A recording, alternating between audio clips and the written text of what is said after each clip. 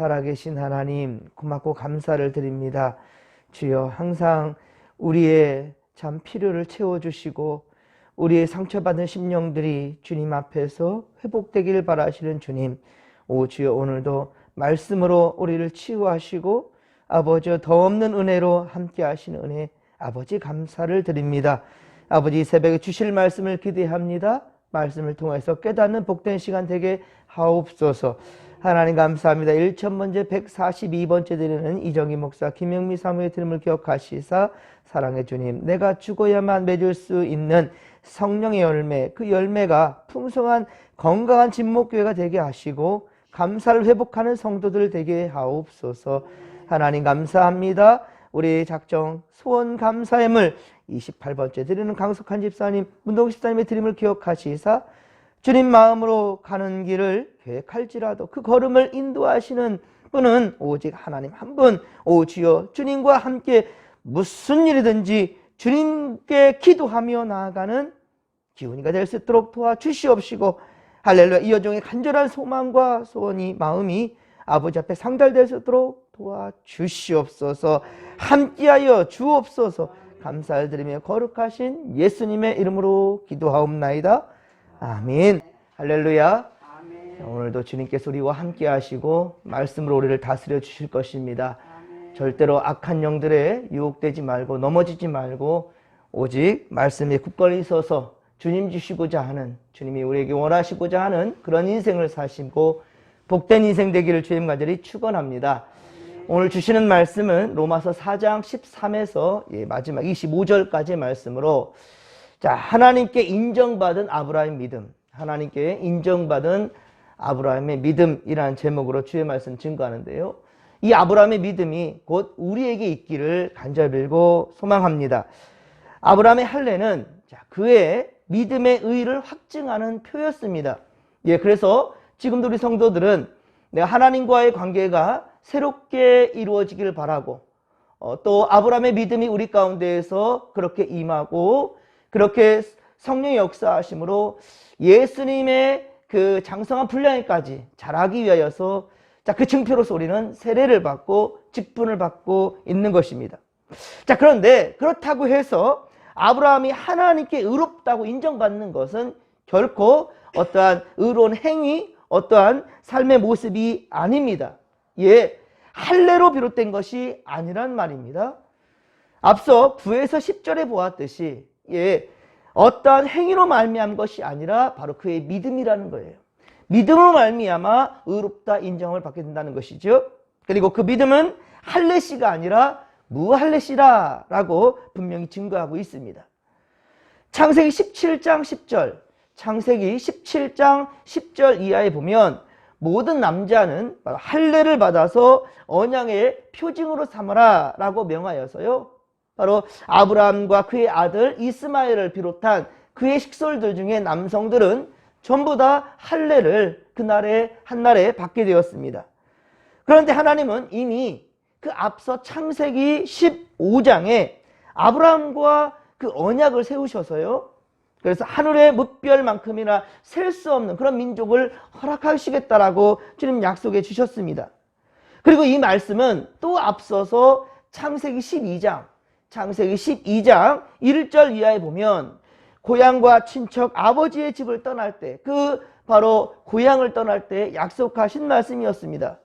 특별히 창세기 12장 2에서 3절에 말씀하시는데, 그 복에 대한 이야기가 내가 너로 큰 민족을 이루고 내게 복을 주어서 내 이름을 창대하게 하신다라고, 그리고 바로 너는 복의 근원이 복이 될 것이다 라고 주님 말씀해 주셨습니다. 그리고 모든 민족이 너로 말미암아 복을 얻을 것이다. 모든 자들이 바로 너로 말미암아.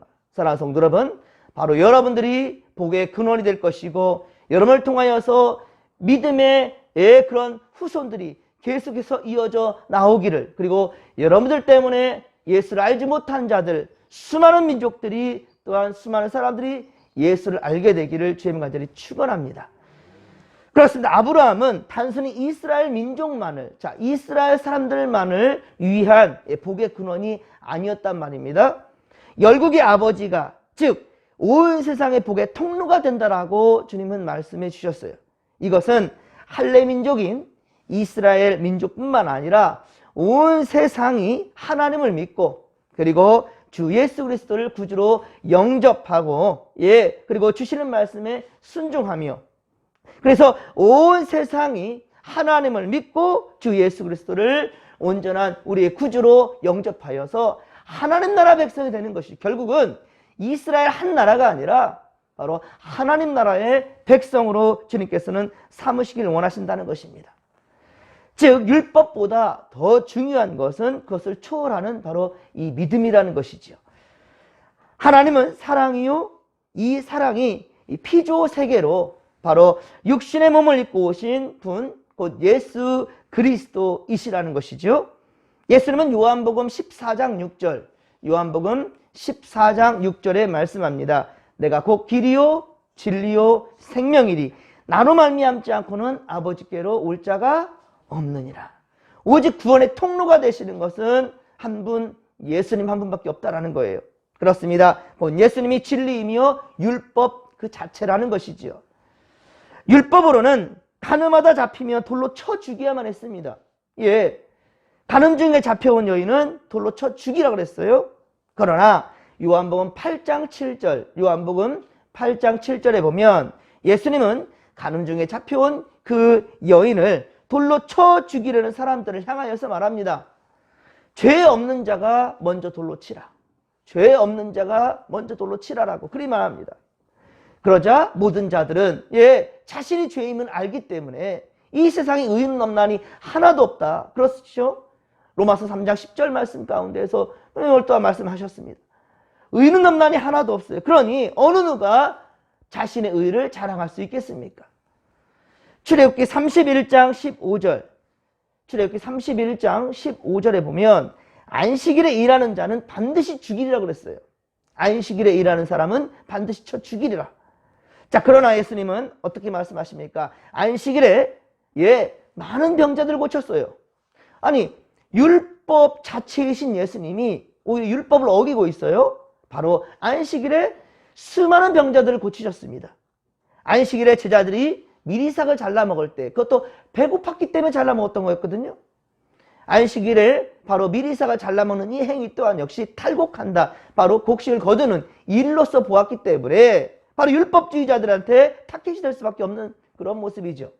하지만 예수님께서는 미리삭을 잘라 먹는 즉 출수하는 것을 용인하셨습니다. 또한 율법에는 아내와 헤어질 때는 이혼 증서를 써주라라고 분명히 또 율법에는 명시되어 있습니다. 자, 그런데 예수님은 음행을 막기 위해 이렇게 이혼에 대해서 그렇게 얘기했을 뿐 이혼 자체가 목적이 아니라 이것은 하나님의 뜻이 아니다. 하나님이 둘이 합하여 하나가 되라는 바로 이러한 하나님의 뜻이 있다라는 것이죠. 그래서 사람이 결코 나눌 수 없다. 그러니까 여러분들도 바로 서로 함께 관계가 맺어지는 그리고 특별히 부부가 또 결혼을 준비하고 또 한 가정을 이루어지는 이 모든 것들은 내가 선택하고 내가 결정한 것이 아니라 바로 분명한 것은 그 결정 가운데 하나님이 함께 했다는 것을 분명히 인정하셔야 된다는 거예요. 하나님이 함께 하셨다는 거예요.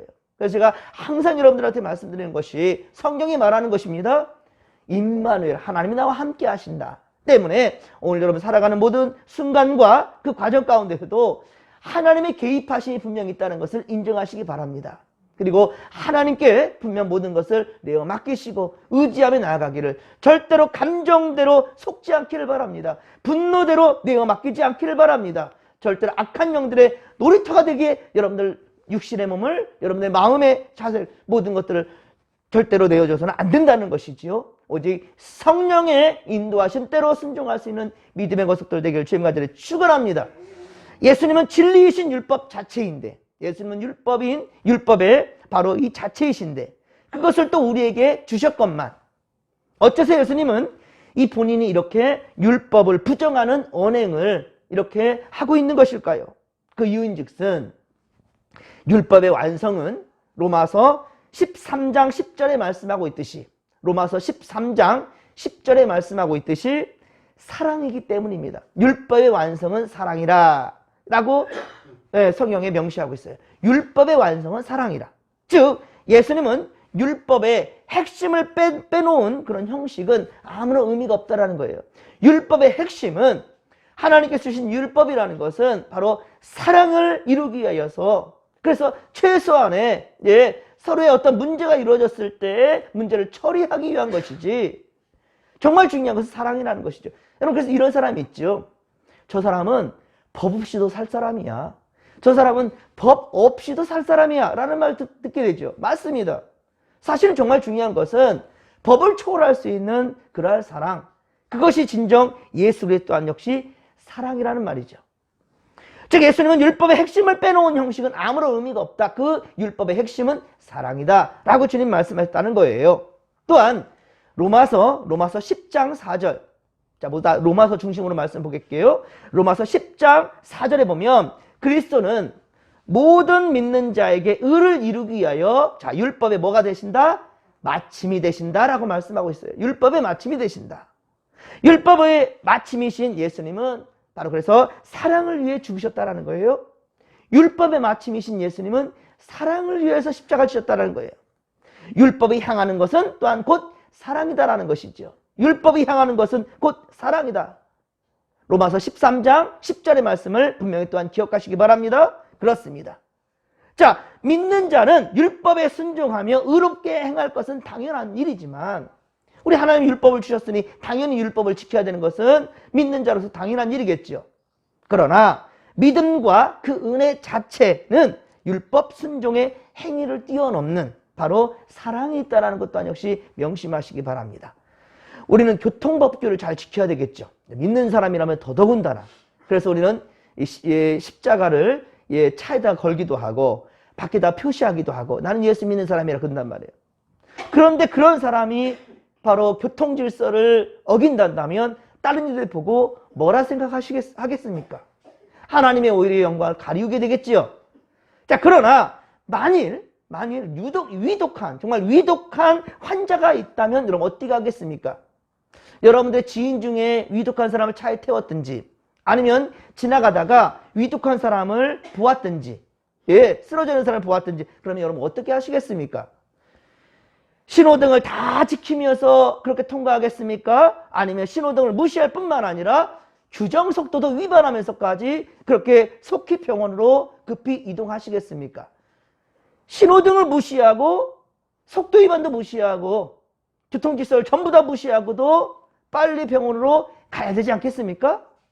그런데도 불구하고 아니야, 우리 예수 믿는 사람 더욱더 교통질서 잘 지켜야 돼 라고 그렇게 가겠습니까? 아니라는 것이죠. 교통법규가 율법이라면 신호등을 어기고서라도 생명을 살리는 것은 바로 사랑이라는 거예요.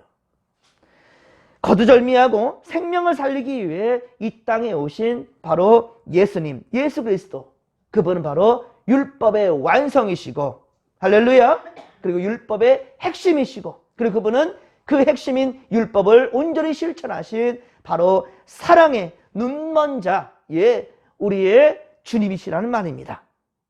자, 17, 18절, 오늘 보면 17, 18절에는 바로 아브라함을 또 예로 들어서 참 믿음의 이 성격을 증거하고 있습니다. 자, 아브라함은 죽은 자를 살리시는 하나님을 믿었습니다. 죽은 자도 살리시는 하나님을 온전히 믿었어요. 즉 그는 부활의 하나님, 전능의 하나님을 믿은 것이지요. 믿음은 조건도 상황도 살필 것이 없어요. 여러분들, 믿음이라는 것은 누가 뭐 했기 때문에가 아니에요. 어떤 사람이 뭐 했기 때문에 내가 어떠한 반응을 보인다? 이건 잘못된 것입니다. 어떤 사람이 아니라 바로 한 분, 예수님 때문에, 예수님이 바로 죄가 없으신 분이셨지만 나를 위해서 죽어주셨고, 그리고 승천하시면서도 그냥 우리를 내버려두지 아니하고 구하처럼 내버려두지 아니하시고 바로 우리 주님께서 보혜사 성령님, 우리를 은혜로 돌보아 주시는 바로 성령 하나님을 우리에게 또한 보내주셨다는 거예요. 그래서 여러분들 바로 주를, 예수 그리스도를, 우리 성부 하나님을, 그리고 성령님을 여러분들 온전히 믿음으로 고백하는 사람은 바로 우리의 심령 가운데 주님이 계신다는 거예요. 그래서 항상 주님께서 어떠한 상황에서든지 메시지를 주시고 깨달음을 주시는데, 여러분들 세상 것 바라보다가, 사람 바라보다가 하나님의 역사하심, 하나님의 은혜를 절대 잃어버리지 않기를 주님 간절히 축원합니다. 세상 소리가 너무 많기 때문에, 너무 크기 때문에 주의 음성 들리지 않아요? 눈에 볼 것이 너무 많기 때문에 주님이 보이지 않습니까? 여러분들 그럴 때는 눈을 감으시기 바라고요, 귀를 닫으시기 바랍니다. 그러면 더욱더 선명하게 주의 음성이 들릴 거예요. 예, 눈을 감으시면 더욱더 선명하게 주님이 보이실 것입니다. 절대로 세상 것에, 사람들의, 여러분들 감정에 치우치고 빼앗기지 않기를, 여러분들 고귀한 이 믿음이 절대로 훼손되지 않기를 주님의 간절히 축원합니다. 그렇습니다. 오직 전적으로 주님의 이 믿음의 주체인 바로 주를 바라보시기 바랍니다. 만일 다른 무언가를 것을 붙잡고 있다 한다면 믿음의 대상은 분살될 수밖에 없어요. 주님이 아닌 다른 것에 중요성을 두면 둘수록 더욱더 여러분들의 이 믿음의 대상은 분산될 수밖에 없다는 거예요. 그러나 세상의 많은 신들은 헛된 우상일 뿐이다. 예, 그렇습니다. 내게 지금 물질 준 이것도, 물질 내 손에 있는 것 또한 역시 주님이 허락하셔야만이 내 것이 될 수 있는 거구나 하는 것을 분명히 아는 자만이 주 앞에 드릴 수 있고요, 나눌 수 있고요, 그리고 감사할 수 있는 것입니다. 예, 그렇습니다. 성도의 믿음의 대상이신 하나님은 천지 만물을 창조하신 분이시라는 것, 할렐루야. 믿으시면 아멘 합시다. 이분이 바로 우리에게 독생자 예수 그리스도를 주셨고, 그리고 그분이 우리에게 성령 하나님을 주심으로 우리에게 항상 깨달음을 주신다는 거예요. 감동을 주신다는 거예요. 감사한 인생을 살 수 있게 된다는 거예요. 할렐루야. 은혜의 삶을 살아가는 바로 이 하루가 또한 될 수 있기를 주님 간절히 축원합니다. 18절, 자, 오늘 보면 18절을 같이 한번 읽겠습니다. 아브라함이 바랄 수 없는 중에 바라고 믿었으니 이는 내 후손이 이 같으리라 하신 말씀대로 많은 민족의 조상이 되게 하려 하심이라. 아멘. 할렐루야. 아멘. 자, 그렇습니다. 아브라함은 100세 이삭을 낳았어요. 100세. 바랄 수 없는 상황입니다. 바랄 수 없는 중에 바라고. 자, 이 믿음이라는 것은요, 소망을 거슬러 소망 중에라는 역설적인 표현이에요. 소망을 거슬러서, 그러니까 이루어질 수 없는 것을 어떻게 푸는다는 것은 소망이 아니죠. 그건 헛된 소망인 거잖아요. 예. 가능하지 못하는 소망. 예. 우리가 이것을 소망이라고 말하지 않습니다. 예. 가능하지 못한 것들을 바라보면서 우리 인간적인 판단으로 충분히 판단할 수 있는 것들을 거스를 수는 없는 겁니다. 하지만 바로 이것을 거스러서 하나님이 약속하신 것이란다면, 하나님이 약속하신 것이라면 반드시 이루어진다 라는 확신 가지고 나아가는 것, 이게 바로 바랄 수 없는 중에 바란다 라는 18절의 그 말씀입니다. 예, 그렇습니다. 약속하신 그것을 주님께서 반드시 이루신다는 확신인 거죠. 아브라함은 인간적 소망은 없었으나, 사실은 아브라함도 마지막 때에는, 예, 마지막 순간에는 어때요? 이삭을 바라지 못하고 이스마엘을 낳아버리지 않습니까? 그 사라를 통해서 하나님께서 약속하신 씨가 있는데, 그 자손이 있는데 그러지 못한 것, 하갈을 통하여서 이스마엘을 낳게 되는 참 어리석은 판단도 있었고요. 하나님이 100세의 아들을 주신다 약속하니까 아브라함 어떻게 했어요? 웃어버렸죠. 예, 아이고, 내 나이가 지금 몇인데, 내 아내가 지금 몇인데, 이러면서 웃어버렸어요. 근데 그 말을 들은 이스마엘, 장막 뒤에서 그 말을 듣던 바로 사라 또한 역시 웃어버렸지 않습니까? 그 아이를 낳았을 때, 자, 이름은 어떻게 지었어요? 이삭이라 지었어요. 이삭이라는 뜻이 바로 웃음입니다. 자, 두 가지 의미가 있습니다. 하나는 너무나 놀랍고 황당한 일이니 하나님이 이루신 일이다. 할렐루야. 행복한 웃음을 짓는 거예요. 이웃과 다 모두 함께 웃었다고 그랬어요. 또 하나는 뭐냐면, 이삭을 부를 때마다 그런 거예요. 그래, 내 믿음이 작았어. 내 믿음이 어리석었어. 라는 것을 항상 깨닫기 위해서 이삭아라고 이름을 부를 때마다 내가 주님을 온전히 믿지 못했구나 라는 것을 돌아볼 수 있는, 그래서 이삭이 된 거예요, 여러분들. 예, 그렇습니다. 여러분들, 중요한 거, 바랄 수 없는 중에 바라는 그 믿음, 그 소망이 우리 가운데 있기를 주님 간절히 축원합니다. 여러분들, 이 마음이 따르지 않아도요, 몸이 이미 믿음의 반응을 보일 수 있기를 소망합니다.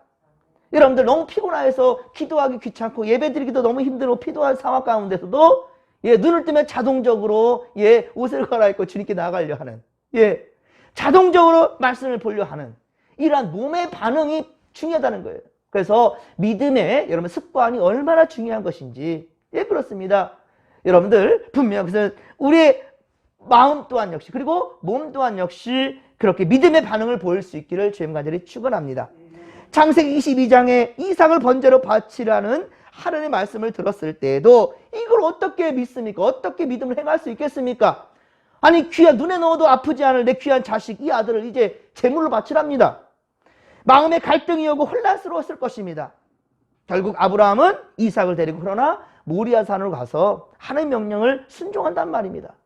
사랑하는 성도 여러분, 우리 삶 가운데 믿을 수 없고 이해할 수 없고 답답하고 우라통이 터지는 그런 상황에 놓인다고 할지라도 여러분, 여러분의 몸은 바로 말씀을 따르시기를 바랍니다.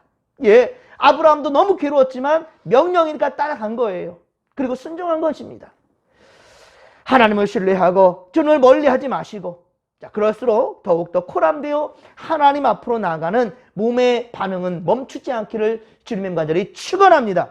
오늘 보면 23절의 말씀처럼 아브라함의 확신이 하나님께 의가 되었던 것처럼, 예, 우리의 구원도 같은 원리라는 것이죠. 예수님께서는 우리의 범죄 때문에 십자가에 내어 죽음이 되셨고요. 우리가 죽은 자들 가운데서 부활하신 예수님을 믿는 바로 믿음은 아브라함과 같은 그러한 믿음을 가진 자라는 것을 여러분들 명심하시기 바랍니다. 이런 믿음을 가진 자들은 아브라함처럼 의롭다 하심을 얻게 된다는 것이 우리 또한 역시, 그러니까 여러분들 마음에 여러 가지 곤란함과 그리고 갈등이 있다 할지라도요, 다시 부탁드립니다. 몸의 반응이 보이시기를 바랍니다. 예, 몸의 영적인 믿음의 습관적인 행동들이 나타나기를 간절히 빌고 소망합니다. 사랑하는 성도 여러분, 우리는 우리 자신이나 그리고 세상의 것들을 의지하지 말고 오직 살아계신 하나님과 그의 아들 예수 그리스도만 온전히 의지하고 신뢰하며 십자가로 이루신 사랑을 통해 이루신 바로 약속을 굳게 믿고 천국 소망 바라보며 나아가는 또한 복된 오늘 이 하루가 되기를 주님 간절히 축원합니다. 축원합니다. 주여 삼차 부르며 기도하며 나갑니다. 주여, 주여, 주여. 살아계신 하나님 아버지, 고맙고 감사를 드립니다. 오늘도 주여 우리를 사랑하셔서 귀할 생명의 말씀을 주시나이다.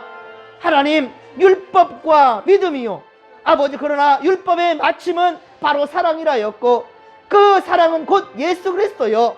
우리는 예수님의 아버지 그 뜻, 오직 사랑이 우리 가운데 실천되어져 가는 오늘 또한 이 하루 될 수 있도록 도와주옵소서. 하나님, 절대로 세상에 속지 말게 하소서. 눈에 보이는 것이 다가 아닙니다. 눈에 보이지 아니하는 영원한 세계를 바라볼 수 있도록, 할렐루야, 영의 눈이 떠질 수 있도록 도와주옵소서. 아버지, 마음은 여러 가지로 곤란하고 괴롭고 아버지 참으로 근심이 많으나, 그러나 하나님 아버지, 우리의 삶이, 아버지, 우리의 삶의 자세가, 우리의 몸은 이미 영적인 반응이 나올 수 있도록 도와주옵소서. 아버지, 마음으로는 괴롭지만은 우리의 몸은 이미 벌써 아버지께서 원하시는 대로 믿음의 행로를 갈 수 있도록 도와주옵소서. 하나님이 함께 하소서. 아버지, 함께하여 주옵소서.